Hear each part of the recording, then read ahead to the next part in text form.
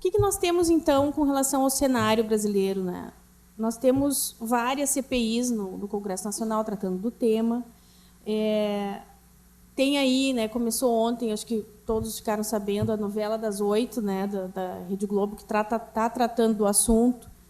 Também vou falar um pouquinho dessa visão um pouco romantizada da sociedade com relação a esse crime, que não cabe aos operadores do direito, né? E a questão atual do cenário econômico internacional, né? Que o Brasil hoje ele ocupa uma outra posição. Então nós estamos enfrentando agora o fenômeno inverso. O Brasil ele era exportador de pessoas, né? Agora o Brasil ele também recebe, ele também é país de destino, não é só ainda é país de origem, as pessoas ainda são aliciadas no Brasil e mandadas para o exterior, mas nós estamos observando a inversão também, o fenômeno contrário, inverso, ou seja, pessoas de outros países mais pobres vindo para o Brasil, se submetendo à exploração, seja ela laboral ou sexual. Então, é um fenômeno que vai acabar repercutindo, né, na Justiça Federal. A Justiça Federal vai ter que começar a analisar a questão não só do tráfico, mas também a questão da exploração sexual que vai ocorrer aqui no Brasil, no nosso país. E que, quando o fenômeno é o inverso, nós não chegamos a analisar a questão, né, da exploração sexual, desse crime, por exemplo, o rufianismo, caso de prostituição, ele nos escapa um pouco quando ele ocorre no exterior. Agora, quando ele vai ocorrer no Brasil, certamente nós vamos ter que também nos preocupar em produzir a prova nesse sentido e nos preocupar em qual vai ser o entendimento da Justiça Federal com relação a esses crimes, que até hoje têm sido tratados no âmbito da Justiça Estadual, Justiça Local. Bom, com relação, falar um pouquinho da forma como a investigação começa, né, na Polícia Federal. Como que essas operações que são desencadeadas pela Polícia Federal e esses processos que estão na Justiça Federal, de que forma eles começam? Nós temos duas formas de atuação, que é uma atuação mais proativa, né? A Polícia Federal ela observa o fenômeno criminológico e tenta atuar de forma a prevenir e reprimir, sem que haja uma informação inicial do cidadão, que é uma forma bastante eficaz de atuação. E nós temos também a atuação reativa, ou seja, recebemos uma denúncia do cometimento do crime e, a partir dessa denúncia, vai se montar, né, vai tentar se remontar aquele fato que foi noticiado como crime, levantar as provas e levar até o judiciário. No âmbito das ações reativas, nós temos alguns canais de denúncia que têm sido muito importantes e têm dado um resultado bem significativo, porque eles estão bem ao alcance da sociedade, que é o Disque 100, que ele é gerenciado pela Secretaria de Direitos Humanos. Qualquer cidadão pode fazer uma denúncia através do Disque 100, né, de exploração sexual, especialmente de exploração de adolescentes. Essas denúncias elas têm um tratamento e são encaminhadas para os órgãos com competência para apuração. E nós recebemos, na Polícia Federal, muitas denúncias através do Disque 100. E, a partir de então, nós podemos começar uma investigação. E aí eu estava conversando aqui, e nós estávamos até comentando a questão da iniciação de uma investigação com base em denúncia anônima. Claro que essas denúncias elas podem ou não ser anônimas. Quando elas são anônimas, nós temos a preocupação em fazer um levantamento preliminar antes de se instaurar um inquérito policial, para que não haja depois uma anulação, né, de todo o processo, em razão do entendimento de que não se pode iniciar a investigação com base em denúncia anônima. Mas é um canal realmente que ele tem dado um bom resultado.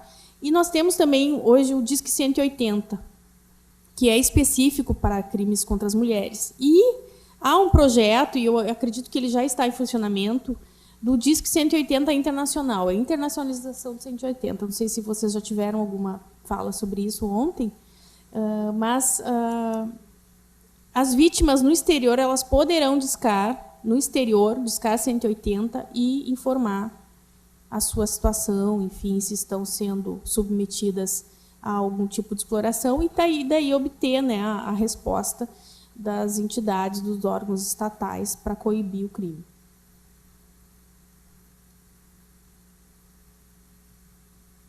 Bom, o que eu falei para vocês, né, a estrutura da Polícia Federal para combater o crime. Em âmbito nacional, a nossa divisão de direitos humanos, na qual está inserida a Unidade de Repressão ao Tráfico de Pessoas, ela serve mais como um órgão de normatização e instrução, né, diretrizes para os policiais. As investigações mesmo, elas se dão no âmbito das superintendências, nas capitais, e no âmbito das delegacias descentralizadas. Muitas vezes, esse crime ele vai ocorrer numa cidade que não é uma capital, e a delegacia mais próxima é que vai fazer o enfrentamento do crime.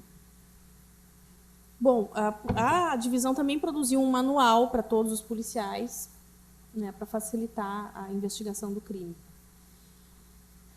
Na nossa atuação, nós conseguimos já identificar algumas espécies de organizações criminosas que se envolvem, né, são detectadas no decorrer da nossa... Empiricamente, né, nós já conseguimos identificar alguns tipos de organizações criminosas. Claro que existe aquela organização profissional com divisão de tarefas, mas existe também muito nesse âmbito do tráfico de pessoas as organizações amadoras, que é o que ocorre com mais frequência. Nessas organizações, o contato ele é feito pessoalmente com conhecidos e as pessoas acabam se interessando em razão da experiência de um amigo ou de uma amiga que foi para o exterior e conseguiu algum dinheiro e essa pessoa acaba indicando o caminho para outra e ela também vai. Então, é um tipo de organização também. Ela não é tão segmentada, com uma estrutura rígida de tarefas, mas ela também acontece. E, nesse tipo de organização, muitas vezes a pessoa não se dá conta que ela também está cometendo crime. Se ela participar de alguma forma, né, se ela executar algum dos verbos, promover, facilitar o deslocamento, né, de alguém com o fim de prostituição. E nós temos também, claro que aqui nós estamos tratando um pouco mais, né, com os olhos voltados para a competência da Justiça Federal. Mas o fenômeno do tráfico de pessoas, ele também, como o Brasil é um país continental, nós também enfrentamos muito a questão do tráfico interno, que está previsto lá no 231A. Embora ele não seja da competência da Justiça Federal, muitas vezes a Polícia Federal ela vai atuar na repressão ao tráfico interno. Por quê? Porque nós temos, pela Lei 10.446, uma competência concorrente com as polícias civis no caso de crimes interestaduais praticados contra os direitos humanos. E o tráfico de pessoas, ele também perpassa, né, as fronteiras estaduais e é um fenômeno muito frequente e que tem chamado um pouco a atenção da Polícia Federal, em razão, inclusive, da dificuldade da Polícia Civil enfrentar um crime, uma organização criminosa que atua em mais de um estado. Essa mobilidade no âmbito da exploração sexual, ela acontece porque esse mercado, vamos falando aqui, né, pessoal, sem nenhum preconceito à atividade de prostituição, nós somos operadores do direito, nós temos que olhar para os fatos sem avaliar a questão moral, né? O mercado da prostituição, da exploração sexual, ele vive de novidades. As pessoas que trabalham nesse mercado, elas não conseguem ou não querem ficar no mesmo local. Porque, passado algum tempo, o rendimento começa a cair e elas precisam procurar um novo mercado. E é uma vontade tanto das pessoas que trabalham, né, do profissional do sexo, prostituta, enfim, como daquelas pessoas que exploram a prostituição, os donos de casas de prostituição. Então, essa movimentação ela configura exatamente o crime de tráfico de pessoas, para o tráfico de seres humanos para fins de exploração sexual. Elas migram de acordo com as peculiaridades da região, migram para outros estados para trabalhar em casas de prostituição. Então, é um fenômeno que o crime aí ele vai ter a questão de outros crimes envolvidos, como o caso de prostituição, rufianismo, etc., e o tráfico interno, né? Então, essas quadrilhas interestaduais, elas também agem, e já existem vários trabalhos da Polícia Federal com relação a esse fenômeno. E com relação ao tráfico internacional, e nesse sim nós vamos encontrar uma organização criminosa mais bem estruturada. Por quê? Porque é necessário que haja um contato e uma divisão de tarefas em razão da distância em que se vai acontecer o aliciamento e a execução lá da exploração sexual. Então, nesse tipo de quadrilha, nós vamos identificar alguns papéis, uma divisão de tarefas bem mais clara do que nas quadrilhas amadoras.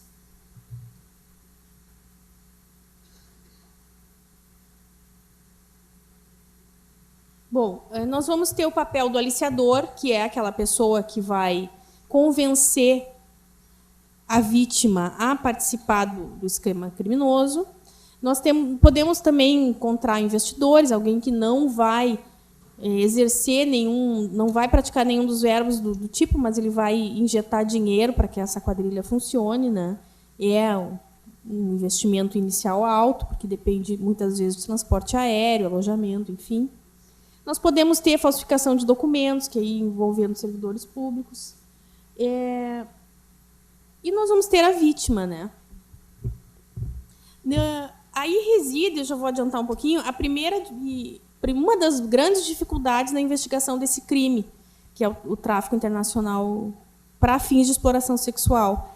A vítima, ela faz parte da engrenagem criminosa. Ela é aliciada, o aliciador estabelece com ela uma relação de confiança, às vezes uma relação pautada também pelo medo, né? Por intimidação, e ela não se sente, muitas vezes, vítima. Que eu falei da questão da novela das 8, né, das 9, enfim, a questão da romantização do crime. A maioria não, claro que não 100%, né, mas em muitos dos casos, na grande maioria dos casos, o aliciador ele vai buscar essa vítima em locais de exploração sexual, porque é muito mais fácil para ele convencer um profissional do sexo que já atua nessa questão a viajar para o exterior do que enganar, né, construir toda uma história para enganar uma pessoa que não exerce essa atividade e que eventualmente vai tentar fugir, vai causar um problema, vai ter que ficar em cativeiro, enfim. Então é muito mais tranquilo, e é o que acontece normalmente, que esse aliciamento ocorra em locais de prostituição, em boates, enfim, e envolva pessoas que já participam da atividade de exploração sexual no seu país de origem. Então, essa vítima, ela não se enxerga como vítima. Ela se enxerga como parte desse, digamos assim, desse esquema, desse oportunidade de trabalho que ela enxerga, né, que vendem para ela, e muito dificilmente ela vai, nesse momento, procurar as autoridades para fazer a denúncia, para produzir uma notícia criminal. Ela está inserida no contexto do cometimento do crime. E aí nós temos também uma questão que já foi bastante discutida, né, e ainda é, eventualmente, tese de defesa, de que se a vítima sabe que ela vai participar de atividade de prostituição, não haveria o crime, né? Mas esse entendimento ele é minoritário, a maioria esmagadora dos julgados fala que o fato da vítima saber que ela vai participar de exploração sexual ou, enfim, vai se prostituir no exterior, não exclui o crime. Mas, no entendimento do senso comum dessa vítima que está inserida no contexto, ela não imagina, ela não se coloca na posição de vítima. Eu sei porque eu já ouvi várias, né, no meu período aí de atuação, e elas não se consideram vítimas, elas consideram que estão tendo uma grande oportunidade. Isso é uma dificuldade, não vamos entrar aí na questão moral, mas é uma grande dificuldade em termos de investigação e produção de prova. Como é que vem, muitas vezes, a informação? Quando que essa informação, então, chega? Quando essa vítima chega no exterior e as condições de trabalho, aí sim, não são o que ela esperava, porque o que a imagem, a intenção do aliciador é que ela aceite, então ele vai criar um cenário muito atrativo à ida dessa pessoa para o exterior. Então, quando ela chega lá, algumas vezes ela vai chegar lá já devendo para o aliciador ou para o explorador uma grande quantidade de dinheiro, vai ter seus documentos retidos, vai ficar num regime em que ela não tem opção de escolher com quem ela vai trabalhar, com quem ela vai, enfim, executar a sua profissão, que, enfim, se ela já era, né, já era um profissional do sexo, ela não vai ter esse direito de escolha. Então, o engodo, na maioria dos casos, ele está na questão das condições de execução desse trabalho no exterior. Ela sabe que vai para se prostituir, ou ele, né, mas aceita imaginando uma condição de trabalho melhor do que ela tem no seu país de origem. Então, isso traz uma grande dificuldade. Quando é que a notícia chega? Quando essa vítima desaparece, né, a família, muitas vezes, ao parar de receber o dinheiro que essa vítima manda, aí sim procura a autoridade policial, procura as autoridades, né, infelizmente. Então, aí, nesse momento é que vai chegar. Então, por isso que é muito importante, no âmbito da investigação, a investigação proativa, né, aquela na qual nós não dependemos do recebimento de uma notícia. Como é que vai se dar essa investigação proativa? Nós temos, a Polícia Federal, ela tem faz algumas análises, né, de pontos de vulnerabilidade, ou seja, a questão quando a pessoa vem fazer o passaporte, né, ou então quando ela está listas de passageiro, quando ela está saindo, enfim. Então, são esses momentos em que nós podemos tentar identificar a ocorrência desse crime. Na maioria das vezes, o aliciador ele não se confunde com o explorador. O explorador ele vai ser o dono de uma boate, de uma casa voltada somente para isso, muitas vezes no país de destino. E aí, vamos passar então direto para as dificuldades, porque o tempo já está acabando, né? As dificuldades para a produção dos elementos que vão servir de prova no processo.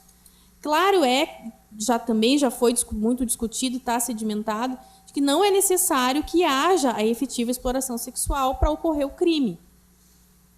Até porque seria desumano, né, nós exigirmos para punir esse aliciador, que a pessoa efetivamente fosse explorada sexualmente, aí sim poderia ser punida essa conduta anterior. Não, se optou então por punir mesmo não se consumando lá o resultado naturalístico, porque é uma conduta que o legislador entendeu que merecia punição, por estarmos tratando aí de um bem disponível, né, que é a dignidade sexual dessa pessoa.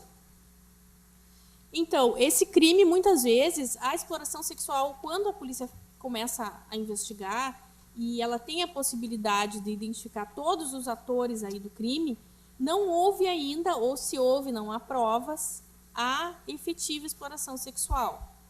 Então, quando muitas vezes se faz aquele flagrante no embarque das pessoas para o exterior, não houve ainda exploração sexual. Nós não temos como dizer, talvez no processo haja essa tese de defesa, não, de que essas pessoas iriam para o exterior para trabalhar em atividades diferentes da exploração sexual. Então, é um complicador para a investigação. E é um drama para quem está no comando da investigação. Vamos deixar as pessoas embarcar para que seja mais fácil configurar depois que essa intenção era a exploração sexual, deixar as vítimas chegarem no exterior e talvez não conseguir resgatá-las depois para tentar se produzir uma prova ou já agir um pouco antes. Então, são dramas que nós vivemos quando estamos investigando essas questões esse crime. Também, quando há um esquema já, um crime habitual, que já há uma rota estabelecida e há uma casa lá em que já temos notícias de que vítimas passaram por lá, aí entra, eu acho que o Franco vai falar disso, né, a questão da obtenção da prova no exterior. Também uma dificuldade.